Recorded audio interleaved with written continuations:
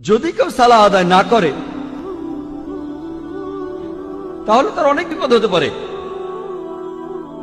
তখন হতে পারে আপনার বিশ্বাস দুর্বল হয়ে যাবে, অথবা এই বিশ্বাসটা চলেও যেতে পারে।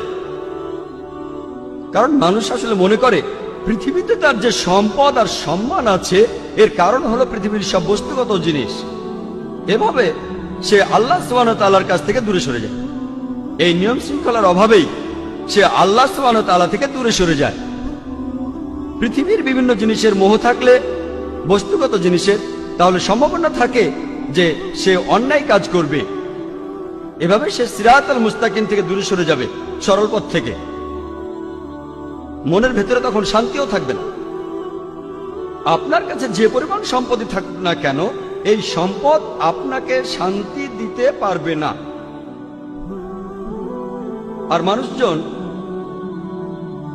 যে কারণে সালাহ আদায় করে না সেটা হলো তাদের জ্ঞানের অভাব। পবিত্র কোরআন বলছে, সূরা ইমরানের 185 নম্বর আয়াতে উল্লেখ করা হয়েছে, কুল্লু নাফসিন যায়কাতুল মাউত, প্রত্যেক জীবকে মৃত্যু স্বাদ গ্রহণ করতে হবে এবং কিয়ামতের দিন তোমাদেরকে তোমাদের কর্মফল পূর্ণ মাত্রায় দেওয়া হবে।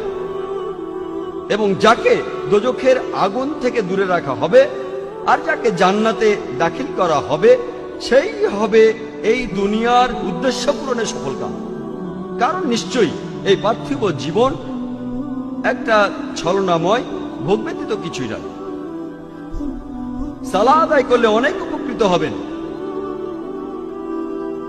সালাহ একটা জীবন দর্শন। সালাহ আপনার আত্মিক অবস্থানকে উন্নত করবে, পাশাপাশি শারীরিকভাবে উপকৃত হবেন। সালাহ আপনার বিশ্বাসকে বাড়িয়ে দেয়, আপনার বিশ্বাসকে শক্তিশালী করে। পবিত্র কোরআনে সূরা আনফালের 2 নম্বর আয়াতে উল্লেখ করা হয়েছে যে সত্যিকারের বিশ্বাসী তারাই যাদের হৃদয় কম্পিত হয় যখন আল্লাহকে স্মরণ করা হয় আর যখন আল্লাহর আয়াত পাঠ করা হয়। এটা তাদের ঈমান বৃদ্ধি করে এবং তারা তাদের প্রতিপালকের উপরে নির্ভর করে। পবিত্র কোরআন বলছে, সূরা ফাতিহার 5 থেকে 7 নম্বর আয়াতে উল্লেখ করা হয়েছে, ইয়াকা না'বুদু ওয়া ইয়াকা নাস্তাঈন, আমরা তোমারই ইবাদত করি, তোমারই সাহায্য প্রার্থনা করি।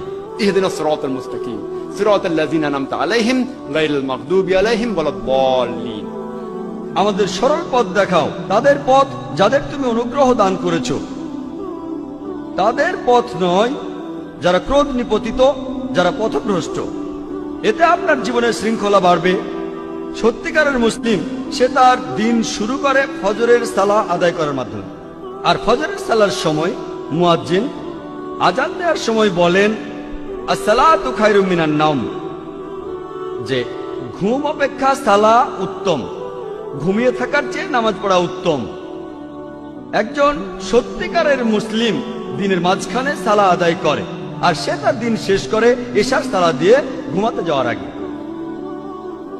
সালাহ এছাড়াও সামাজিক অবস্থান উন্নত করে। সালাহ আদায়ের সময় যে সমাবেশ, সেটা আমাদের ভ্রাতৃত্ব বোধ বাড়ায়, মমত্ববোধ বাড়ায়, একতা বাড়ায়, আর এটা সাম্যবাদের এক অনন্য দৃষ্টান্ত। সংহতি বৃদ্ধি পায়। সালাহ আদায় করতে গিয়ে সবাই একত্রিত হয় আর তাদের মধ্যে ভালোবাসার বন্ধন জোরদার হয়।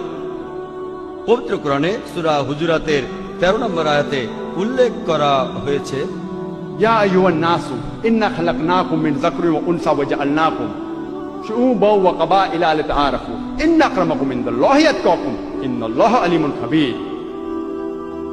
হে মানুষ জাতি, আমি তোমাদের সৃষ্টি করেছি একজন পুরুষ ও একজন নারী হইতে, পরে তোমাদের বিভক্ত করেছি বিভিন্ন জাতি ও গোত্রে, যাতে তোমরা অপরের সাথে পরিচিত হতে পারো।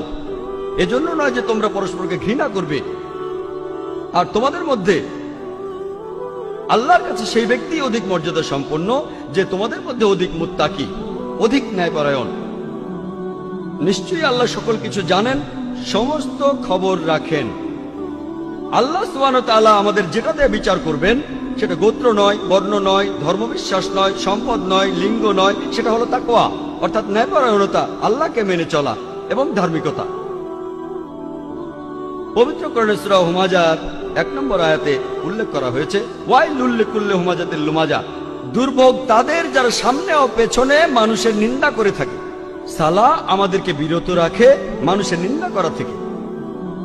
পবিত্র কোরআনে সূরা হুজুরাতের 11 নম্বর ও 12 নম্বর আয়াতে উল্লেখ করা আছে, ইয়া আইয়ুহাল্লাযিনা আমানু, হে মুমিনগণ, তোমাদের মধ্যে কোনো পুরুষ যেন অপর কোনো পুরুষকে উপহাস না করে, কেননা যাকে উপহাস করা হয় সে উপহাসকারী অপেক্ষা উত্তম হতে পারে। কোন নারী অপর নারীকে যেন উপহাস না করে, কেননা যাকে উপহাস করা হয় সে উপহাসকারী অপেক্ষা উত্তম হতে পারে। একে অপরের প্রতি তোমরা দোষারোপ করো না এবং তোমরা একে অপরকে মন্দ নামে ডেকো না।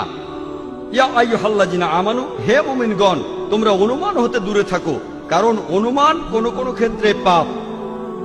একে অপরের গোপনীয় বিষয় সন্ধান করো না এবং একে অপরের পশ্চাতে নিন্দা করো না, পেছন থেকে নিন্দা করো না।